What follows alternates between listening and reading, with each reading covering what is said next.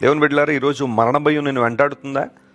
ఎవరో చెప్పేశారు ఆల్రెడీ, 1 నెల లేదా ఒక 2 నెలలు మాత్రం నువ్వు బ్రతుకుతావు, 3 నెలలు మాత్రమే నువ్వు జీవించగలవు. ఈ రోగం నిన్ను మరణానికి ఇడ్చుకుని పోతుంది. నీకు ఆ దోషం ఉంది, ఈ దోషం ఉంది, అందును బట్టి ఈ నెలలో నువ్వు అదైపోతావు, ఇదైపోతావు. ఎవరెవరో నిన్ను చూసి మాట్లాడుతున్నారా? మానసికంగా నేను కృంగదీయడానికి ప్రయత్నం చేస్తున్నారా? నీకు ఆయుష్ ఇచ్చేవాడు దేవుడు కదా, ఆయన కదా జీవాధిపతి. ఆయన గట్టిగా పట్టుకో, ఆయన యందు విశ్వాసం ఉంచు.